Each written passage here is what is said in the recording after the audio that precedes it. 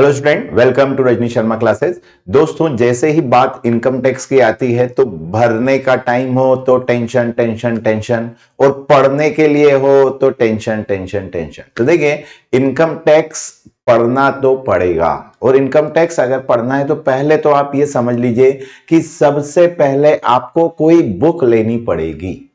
तो सबसे पहला काम, आप ये नहीं सोच सकते हैं कि केवल नोट से पढ़ लूं, केवल वीडियो लेक्चर से पढ़ लूं, बिल्कुल नहीं हो पाएगा, क्योंकि इनकम टैक्स है ये।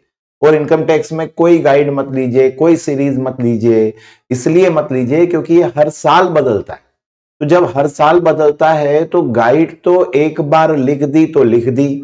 दूसरी बात यह है कि उन्होंने थोड़ा बहुत चेंज भी किया होगा, तो क्या आपको लगता है गाइड इतनी ऑथेंटिक होगी जो आपको यूनिवर्सिटी में पास कराएगी? तो सबसे पहला काम है किताब लीजिए। फिर जब बात आती है सर किताब कौन सी लें, तो किताब तो वैसे तो जो सबसे ज्यादा चलती है वो चलती है इनकम टैक्स में वीके सिंघानिया टैक्समैन की, लेकिन किताब ही 1500 रुपए की है। और आप कौन सा इतना डिटेल में स्टडी करना चाहते हैं? आप यूनिवर्सिटी एग्जाम को क्रैक करना चाहते हैं तो आपको जो श्रीपाल सकलेचा है ये किताब ले लेनी है। और लेटेस्ट ईयर 2024-25 की किताब ही चलेगी, इससे पहले वाली किताब कोई काम की नहीं है, क्योंकि इनकम टैक्स के रूल हर साल चेंज होते हैं। तो जब हर साल चेंज होते हैं तो इनकम टैक्स के सारे रूल्स चेंज हो जाएंगे। तो अगर आप पुरानी किताब से पढ़ रहे हैं और इस बार उस सवाल को आपने कर लिया तो कोई काम का नहीं, 0 मार्क्स मिलेंगे। दूसरा, कई बार स्टूडेंट सोचते हैं कि यार अनसॉल्व पेपर सॉल्व कर रहे हैं। अनसॉल्व पेपर केवल पैटर्न देखने के लिए होते हैं इनकम टैक्स के, क्योंकि लास्ट ईयर जो रूल्स थे उस हिसाब से वो पेपर आया था। उसको इस हिसाब से करोगे तो कोई आंसर नहीं मिलना है, कोई रिजल्ट नहीं मिलना है। पहले कोई छूट होती थी, अब कोई छूट हटा दी है। पहले कोई छूट नहीं थी, इस बार वो छूट बढ़ा दी है।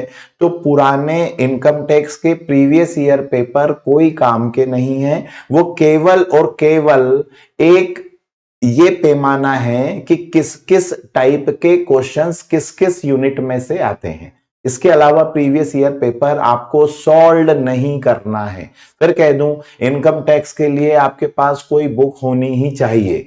आपने कहा अरे सर कुछ भी हो जाए, आप कुछ भी बोल लो, मैं किताब तो खरीदता ही नहीं हूं। तो भैया, अगर तू किताब खरीदता ही नहीं है तो फिनांस क्यों ले रहा है? फिनांस अगर लिया है तो आपके पास किताब होनी चाहिए। आपने कहा मैं जिरोक्स करा लूं, मैं दोस्त से लेके पीडीओ, तू जो चाहे वो कर भाई, लेकिन लेटेस्ट एडिशन होना चाहिए।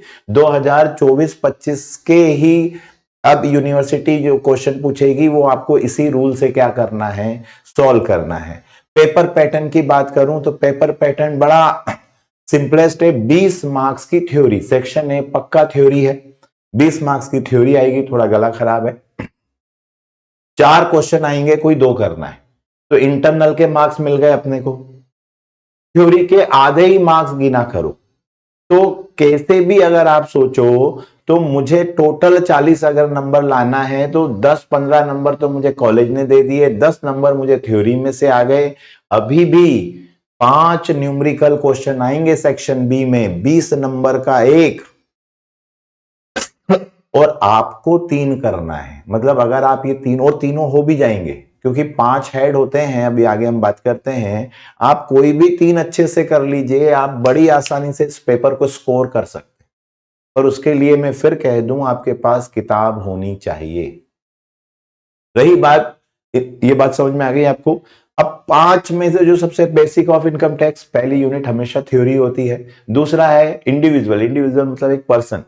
जब आप इनकम टैक्स पढ़ेंगे तो उसमें बहुत सारी बातें होती हैं। कंपनी अपनी अलग तरीके से उसके रूल्स रेगुलेशंस होते हैं। हिंदू एचयूएफ के लिए अलग होते हैं, तो फर्म के लिए अलग होते हैं। लेकिन अभी आपको सिलेबस में इंडिविजुअल है, मतलब एक इंसान एज ए पर्सन। मेरी बात करें तो भाई मैं या तो सैलरी से कमा सकता हूं,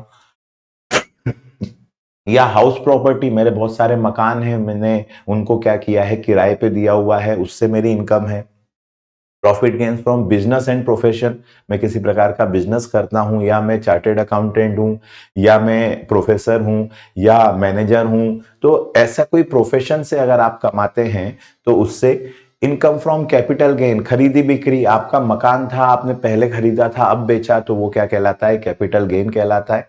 किराए की इनकम अलग है और बेचने खरीदने की बात अलग है।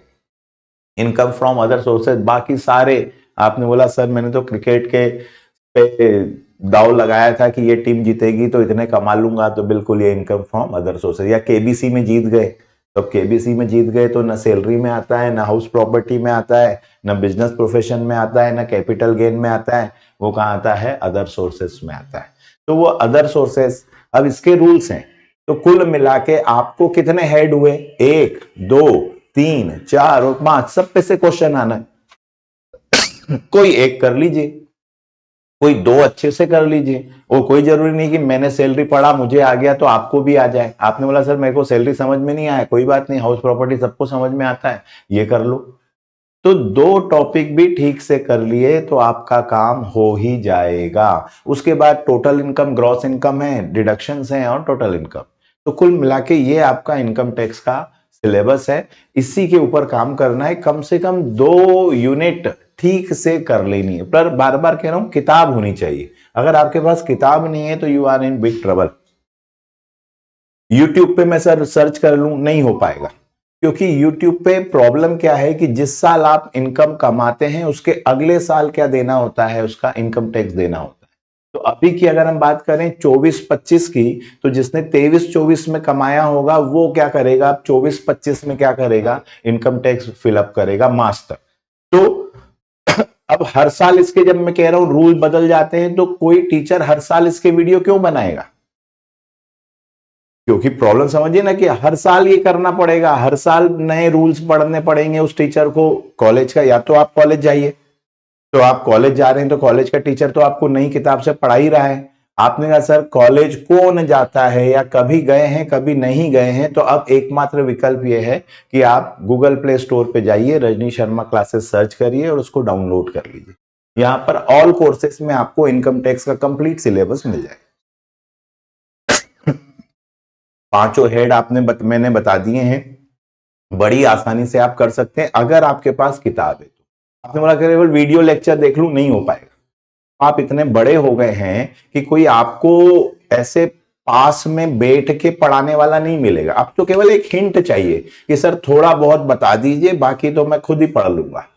तो वो जो खुद ही पढ़ लूंगा वो वाली बात जब आप में आएगी तब आप मैनेजर बने। ठीक है कि हाँ, बस थोड़ी सी हिंट की जरूरत है, क्योंकि आप जिस उम्र में हैं इस उम्र में केवल आपको बताना है कि यार देखो हाउस प्रॉपर्टी में हाउस के कैलकुलेशन इस तरीके से होते हैं, इसमें ये डिडक्शंस होती हैं। उसके बाद अब आपका काम है कि आप सॉल्व, किताब के सॉल्व क्वेश्चंस को देखते चल जाइए, आपका ये टॉपिक क्लियर हो जाता है।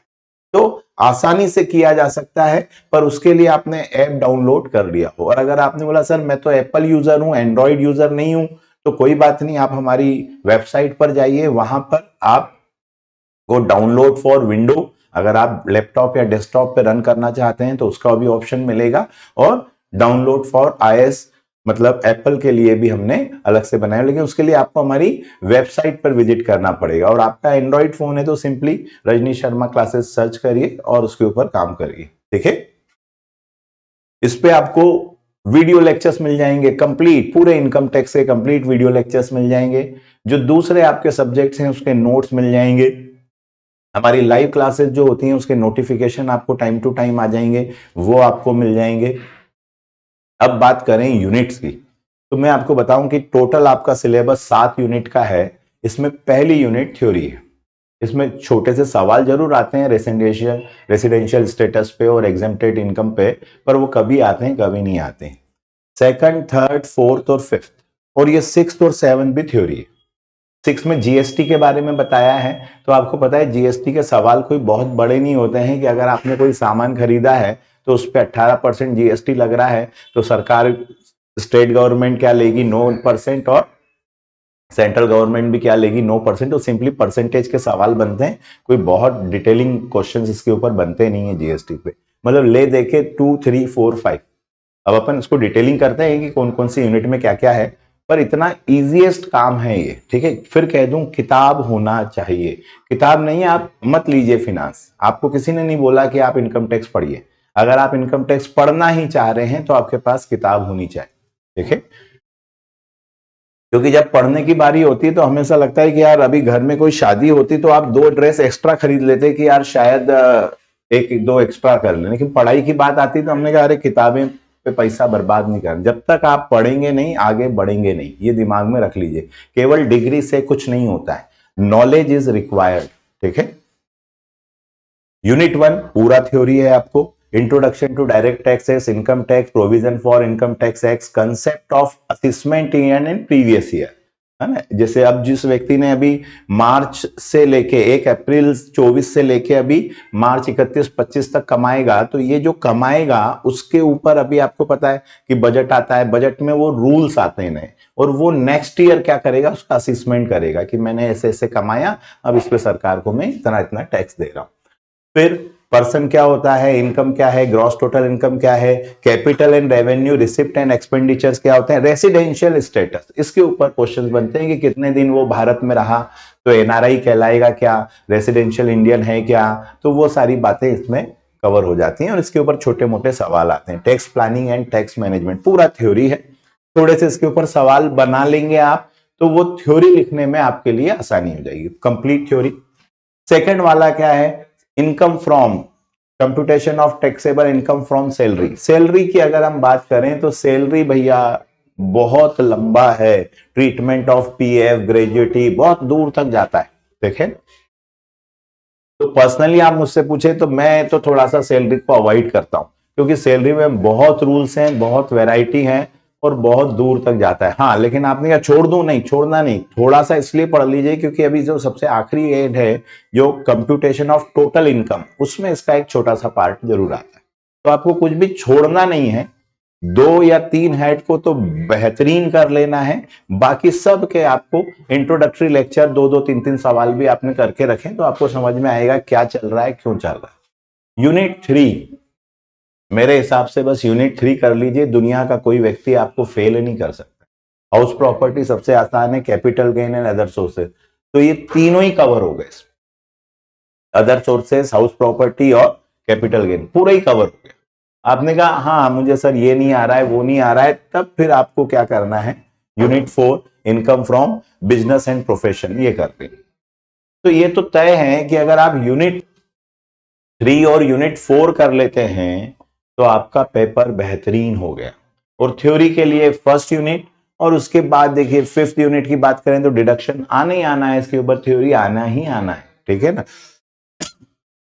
एडवांस पेमेंट ऑफ टैक्स क्या होता है, फिलिंग ऑफ रिटर्न क्या होता है, टैक्स रिजेक्शन एट सोर्स, कमा लिया है तो वहीं पर, इसीलिए कहते हैं ना जिन लोग ऑलरेडी बड़ी, आप अभी मैनेजर बन जाएंगे और आपकी तनख्वाह ज्यादा होगी तो जो आपकी कंपनी होगी वो पहले से आपको काट के ही देगी कुछ पार्ट।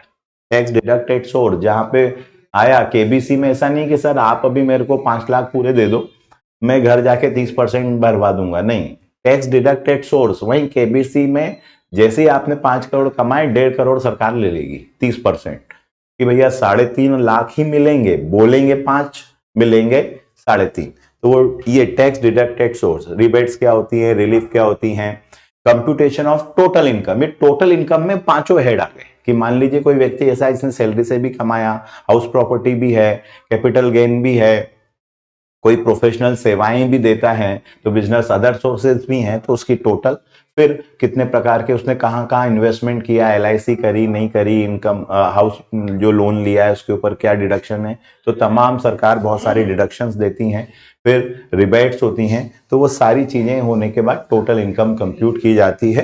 तो ये यूनिट 5 है। यूनिट 6 की बात करें तो जीएसटी के बारे में समझाया है कि जीएसटी का बैकग्राउंड क्या है, रूल्स क्या है, जीएसटी क्या होता है, सीजीएसटी और एसजीएसटी। सी मतलब आप समझ रहे हैं सेंट्रल, जो केंद्र सरकार लेगी, और एस मतलब स्टेट गवर्नमेंट लेगी। तो पहले का भी सेल टैक्स हुआ करता था, अब ये इसके बारे में आ गया, reverse supply and import, export goods किसके ऊपर लगता है, क्या है क्रेडिट, ई वे कंसेप्ट क्या है जीएसटी का, ये सारी बातें हैं, थ्योरी ही है, सवाल कभी सभी बनते हैं वो भी केवल परसेंटेज के। आखिरी वाला है tax planning and evasion planning, penalties, prosecution, कहां कहां पर आप उसको अपील कर सकते हैं, किस तरह, ताकि आप इनकम टैक्स जब आप मैनेजर बन रहे हैं तो देखिए बहुत डिटेल में नहीं है, आपको चार्टेड अकाउंटेंट नहीं बनना है आपको कि अरे जानलेवा सवाल आते हैं, सीधे सीधे सवाल आते हैं, सीधा सीधा काम करना है, क्योंकि एक मैनेजर को जिस देश में वो मैनेजर बन रहा है उसके बारे में उसको पूरा पता होना चाहिए कि कहां कहां से कैसे कैसे इनकम हो सकती है और किस तरीके से उसके ऊपर काम करना है। और इसीलिए ये 5 हेड है: salary, house property, profit and gain from business and profession, capital gain, income from other sources, gross income आएगी, फिर डिडक्शन आएगा और टोटल इनकम आएगी। और इसीलिए बार बार कह रहा हूं कि आपके पास किताब होना चाहिए। तो आप लेटेस्ट किताब लेंगे 2024-25 की, लाइब्रेरी में नहीं मिलेगी, क्योंकि जो कॉलेज है वो बेवकूफ थोड़ी है जो ऐसी किताब लेगा जो हर साल क्या होती है, चेंज होती है। ये तो रद्दी हो जाएगी ना अगले साल। अभी इसके बाद अगली जो सेम आप पढ़ेंगे उसके अंदर ये किताब कोई काम की नहीं। और इसीलिए कह रहा हूं कि गाइड मत लीजिए कोई। अब आपने बोला सर मैं गाइड थोड़ी ले रहा हूं, मैं तो सीरीज ले रहा हूं। सीरीज लो, गाइड लो, कुंजी लो, उसका नाम कुछ भी हो, पर वो होता गाइड है भाई। किताब ऑथेंटिक होती है, रिस्पॉन्सिबल होती है। तो किताब लेने की आदत डाल लीजिए, किताब ले लीजिए। और 2024-25 लेटेस्ट एडिशन की ही किताब चाहिए, ठीक है? क्योंकि किताब होगी ना तो फिर कुछ भी नहीं करना है। आपने हमारा ऐप डाउनलोड कर लिया, सिंपली उस पर जाइए। अब हमारे आप 2-3 लेक्चर भी देख लेंगे तो आपको दिमाग में आ गया कि अच्छा ये कंसेप्ट है। उसके बाद तो आप खुद ही पढ़ लेंगे। आप कोई छोटे बच्चे थोड़ी है कि हमें आपको पूरा उंगली पकड़ के चलाना है।